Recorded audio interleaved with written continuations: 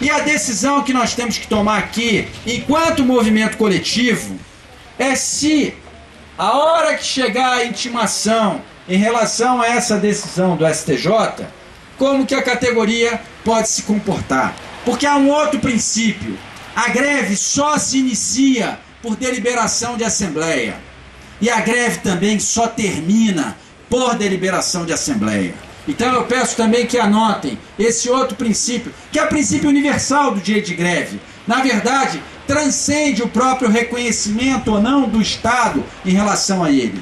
A greve só se inicia por decisão de assembleia. Por quê? Porque a greve é um movimento coletivo. Ela é uma decisão coletiva. E, por consequência, ela só se encerra também por decisão de assembleia. Ela não pode ser encerrada dessa forma, pura e simplesmente, que alguém dá uma canetada e diz: voltem ao trabalho. Não que não haja respeito da nossa parte a essas pessoas, como pessoas, pela dignidade humana de que todos nós somos portadores. E com certeza o ministro Gonçalves também merece todo o nosso respeito pela pessoa humana que ele é. E como pessoa humana é portador de toda a dignidade. Não vai ser desrespeitado por causa disso. Mas quem tem que decidir pelo término da greve é a Assembleia que a começou. Não pode uma terceira instância alheia a isso, tá, chegar e dizer: ó, acabem a greve. E vejam bem, nós não podemos também crucificar o STJ, tá? Por quê? Porque tem pouca familiaridade em relação a essa matéria. Então cabe nesse momento nós auxiliarmos o STJ a chegar a uma compreensão minimamente razoável, porque a Justiça do Trabalho, ela está há pelo menos 60 anos fazendo isso, e a Justiça do Trabalho jamais proferiu uma decisão dizendo: acabem com a greve. Isso nunca aconteceu. A Justiça do Trabalho já aplicou multa, sim, em vários casos, quando aquele acordo entre empregado e empregador para a manutenção do percentual mínimo não é realizado, e vem a Justiça, supre essa lacuna e determina que um percentual mínimo continue trabalhando para assegurar aquelas necessidades da população sem as quais põe em risco a sobrevivência.